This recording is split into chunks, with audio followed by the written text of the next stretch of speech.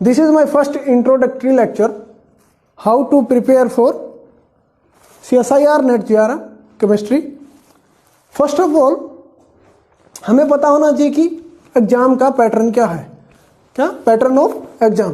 तो पैटर्न की बात की जाए तो हमारा एग्जाम 3 पार्ट्स में आता है, part A, part B and part C. Part A होता है जनरल एप्टीट्यूड का, जो सबके लिए बराबर होता है, जनरल एप्टीट्यूड का, जिसमें केमिस्ट्री नहीं आती। और पार्ट बी और सी केमिस्ट्री कंक्लूड करते हैं, यानी इनमें केमिस्ट्री आती है। तो बात करें कि part A, part B, part C में क्वेश्चन कितने आते हैं, कितने मार्क्स का आता है और डिडक्शन कितना होता है, नेगेटिव मार्किंग कितनी होती है। तो पार्ट ए में आपके पास 20 क्वेश्चन मिलते हैं हमेशा 2 मार्क्स के, यानी टोटल 40 मार्क्स का आता है। लेकिन इसमें हम अटेम्प्ट कितने कर सकते हैं, 15 क्वेश्चन अटेम्प्ट कर सकते हैं, यानी टोटल 30 मार्क्स का हम अटेम्प्ट कर सकते हैं जीए यानी जनरल एप्टीट्यूड।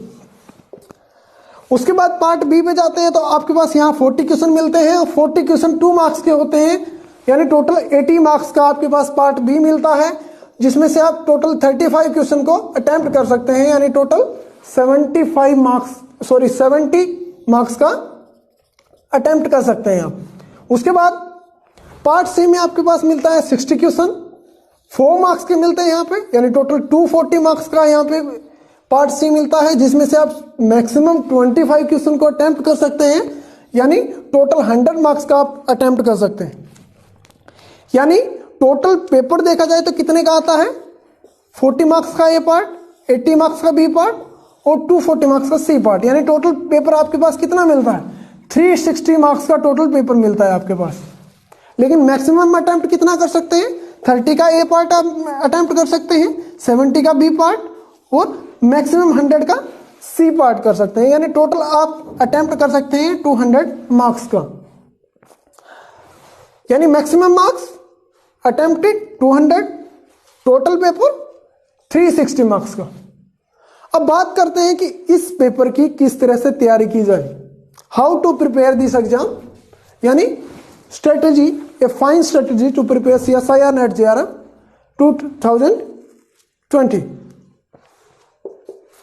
अब हम बात करते हैं केमिस्ट्री के पोर्शन की, कि केमिस्ट्री में कौन कौन सा पोर्शन अच्छे से तैयार की जाए कि हम आसानी से नेट CSIR NET को क्वालिफाई कर सकें।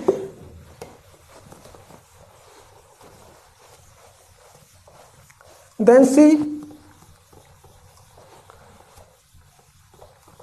Focus on now chemistry.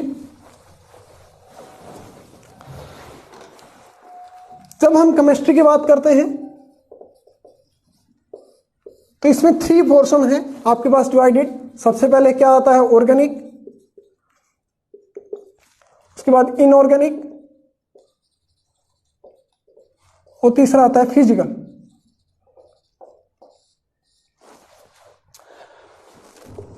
तो यानी 3 पोर्शन में डिवाइडेड है और टोटल आपके पास 360 का पेपर होता है, उसमें से 40 मार्क्स का अगर जनरल एप्टीट्यूड निकाल दिया जाए, इसका मतलब आपके पास 320 मार्क्स की क्या आती है, केमिस्ट्री आती है, और 320 मार्क्स इन तीनों में से डिवाइडेड होते हैं, यानी अप्रोक्सीमेटली 107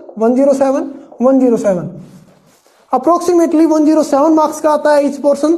तो क्या सभी पोर्शन को टोटली फाइनली तैयार करना जरूरी है CSIR NET JRF क्वालिफाई करने के लिए, या हम कुछ पोर्शन इसमें से सिलेक्ट कर सकते हैं, उसको अच्छे से प्रिपेयर कर सकते हैं।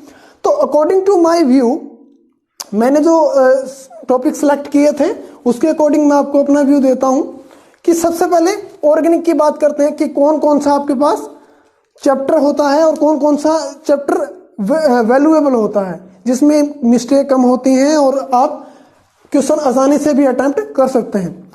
तो सबसे पहले जिसकी ऑर्गेनिक बहुत अच्छी नहीं है तो वो सबसे बेवफा यही आपके पास पोर्शन है केमिस्ट्री का, यानी सबसे ज्यादा धोखा यही देता है, तो इसमें से कौन कौन सा आपको पोर्शन करना है जो इफेक्टिवली आपको मार्क्स बढ़ा सके। सबसे पहले मैं जो चूज करता हूं वो आता है ऑर्गेनिक स्पेक्ट्रा में चूज करता हूं। उसके बाद ये आपके पास 15 से 20 मार्क्स का ऑलवेज आता है। उसके बाद मैं पेरिसाइक्लिक चूज करता हूं। पेरिसाइक्लिक इसलिए चूज करता हूं क्योंकि इसमें हमें रिएक्शन को देखते ही पता चल जाएगा, या तो आपके पास हीट मिलेगा या लाइट मिलेगा। रिएक्शन को देखते ही पता चल जाएगा कि ये पेरिसाइक्लिक का क्वेश्चन है। बाकी ऑर्गेनिक काफी कंफ्यूजिंग है। तीसरा मैं फोटोकेमिस्ट्री करता हूं। फोटोकेमिस्ट्री ऑब्वियस सी बात है, आप HNO देख के पहचान जाओगे कि यहाँ पे लाइट दिया गया है और आगे क्या रिएक्शन होने वाली है। उसके बाद मैं चूज करता हूं एरोमेटिसिटी।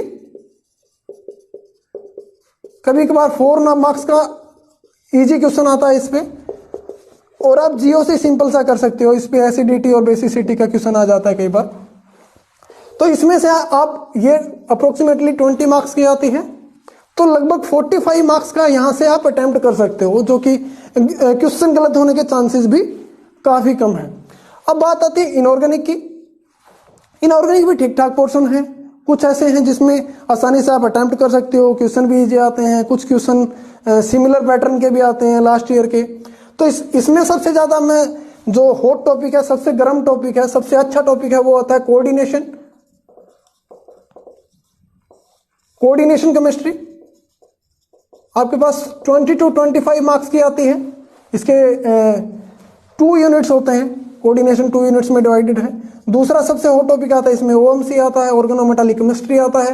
ऑर्गेनोमेटालिक केमिस्ट्री भी 20 से 25 मार्क्स का ऑलवेज आता ही है। उसके बाद तीसरा टॉपिक सबसे अच्छा जो मेरे को लगता है, बायो इनऑर्गेनिक। ये अच्छा इसलिए लगता है क्योंकि बहुत छोटा चैप्टर और आपको 12 मार्क्स देके जाता है और कभी क्वेश्चन गलत होता नहीं है इसमें। उसके बाद चौथा, इसमें आप ये 3 हॉट टॉपिक हैं और कुछ इसमें सप्लीमेंट्री भी ऐड कर सकते हो। सप्लीमेंट्री जैसे आप कर सकते हो न्यूक्लियर केमिस्ट्री कर सकते हो, इस पे भी काफी आसान क्वेश्चन आता है।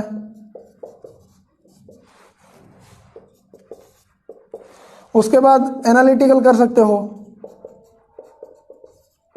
Analytical chemistry. केमिकल बॉन्डिंग कर सकते हो।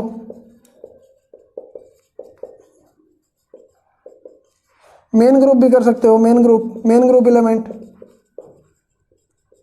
और सबसे एक आता है एफ ब्लॉक। एफ ब्लॉक काफी छोटा सा मैग्नेटिक प्रॉपर्टीज में हमेशा एक क्वेश्चन आता है, एफ ब्लॉक भी कर सकते हो। तो न्यूक्लियर केमिस्ट्री आपके पास 4 से 6 मार्क्स हमेशा देके जाती है। एनालिटिकल भी 4 से 6 मार्क्स हमेशा देके जाती है। ये तो कम मार्क्स है, लेकिन इसको प्रिपेयर करना भी तो उतना ही आसान है। बॉन्डिंग का आपके पास 8 से 10 मार्क्स आसानी से इजी क्वेश्चन आता है। मेन ग्रुप थोड़ा सा मेमोरेबल रहता है, मतलब कुछ चीजें याद करनी पड़ती हैं, ये भी आप कर सकते हो। ये तो सिंपल सी मैग्नेटिक प्रॉपर्टी पे 4 नंबर का क्वेश्चन ऑलवेज आता ही है। अब बात करते हैं फिजिकल केमिस्ट्री की। तो according to me most trusted part of chemistry, most trusted according to me most trusted part है आपके पास फिजिकल केमिस्ट्री। फिजिकल केमिस्ट्री में क्वेश्चन गलत होने के चांसेस अगर आपको आता है तो काफी मिनिमम होते हैं। सबसे पहले इसमें मैं टॉपिक जो चूज करता हूं वो आता है हमारा केमिकल काइनेटिक्स। केमिकल काइनेटिक्स जो आपके पास अप्रोक्सीमेटली 15 मार्क्स की आ जाती है। उसके बाद इलेक्ट्रोकेमिस्ट्री, ये भी 8-10 नंबर की आती है। इलेक्ट्रोकेमिस्ट्री 8 to 10 मार्क्स की आ जाती है। उसके बाद तीसरा अच्छा portion, my strongest portion in physical chemistry, quantum chemistry. Quantum chemistry 30 से 35 मार्क्स की आती है। इसमें आपके पास 4 यूनिट आती है। उसके बाद चौथा आता है ग्रुप थ्योरी। ग्रुप थ्योरी आपके पास 10 to 12 मार्क्स की आ जाती है जनरली, और काफी इजी क्वेश्चन आता है इस पे। सेम पैटर्न में आ रहा है लगातार पिछले कई सालों से। उसके बाद 5वां आप कर सकते हो फिजिकल का पोर्शन। ये 4 तो काफी इंपॉर्टेंट टॉपिक है जो सबसे ज्यादा आते हैं नेट के अंदर। उसके बाद आप सॉलिड स्टेट कर सकते हो। सॉलिड स्टेट का 8 मार्क्स का क्वेश्चन हर बार आता है, सेम पैटर्न में आ रहा है बार बार। ब्रैग्स इक्वेशन से आ जाता है और मिलर इंडिसेस से आ जाता है। मिलर इंडिसेस और ब्रैग्स इक्वेशन से हर बार एक क्वेश्चन आता है। उसके बाद 6ठी यूनिट आप इसमें कर सकते हो सरफेस केमिस्ट्री कर सकते हो, जिसमें लैंगम्यूर आइसोथर्म पे हर बार क्वेश्चन आता है। लैंगम्यूर कभी ग्राफ पूछ लेता है। उसके बाद आप साथ में इसमें पॉलीमर कर सकते हो। पॉलीमर इसलिए 4 मार्क्स का आता है, बहुत ही इजी पोर्शन है, आपके पास 2-3 पेजेस याद करने होते हैं आपको, उसका मास डिस्ट्रीब्यूशन और काइनेटिक चेन लेंथ आपको करना होता है, बाकी इसमें से 4 नंबर का क्वेश्चन आसानी से हो जाता है। तो ये हमारे पास मोटा मोटी ये था। ये चैप्टर आप अगर प्रिपेयर करते हो तो आसानी से क्वालिफाई हो सकता है आपका CSIR नेट JRF केमिस्ट्री। तो हम इसमें क्या कर सकते हैं बाकी, और इसमें कर सकते हैं एनालिसिस कि पिछले जो एग्जाम पेपर हैं वो कैसे आ रहे हैं, उससे पता लग जाता है कि कौन कौन से पोर्शन हमारे को करना चाहिए और विच पोर्शन इज रिलायबल। तो आपके पास टोटल केमिस्ट्री में समरी में क्या कर सकते हैं हम, समरी टोटल केमिस्ट्री में आपके पास 39 यूनिट्स हैं। 39 यूनिट्स में से आपके पास डिवाइडेड हैं, 14 फिजिकल की हैं, 12 इनऑर्गेनिक की और 13 ऑर्गेनिक की। तो इन 39 में से अगर 20 से 22 यूनिट अगर मैंने जो बताई है उसको आप प्रीफर करते हैं तो बहुत ही अच्छा है। अगर 20 से 22 यूनिट कोई भी आप कर लेते हैं तो आपका आसानी से नेट JRF हो सकता है। तो दैट्स इट। तो इस तरह से आप अगर प्रिपेयर करेंगे तो आप आसानी से अप्रोच कर पाएंगे क्वेश्चंस को और अपना कॉन्फिडेंस रख पाएंगे पेपर को अटेम्प्ट करने के लिए। तो ये था मेरा इंट्रोडक्टरी लेक्चर कि हाउ टू प्रिपेयर, क्या आप स्ट्रेटजी अप्लाई करें प्रिपेयर करने के लिए। तो आगे फर्दर वीडियोस के लिए आप इस चैनल को लाइक शेयर एंड सब्सक्राइब कीजिए। Thank you so much.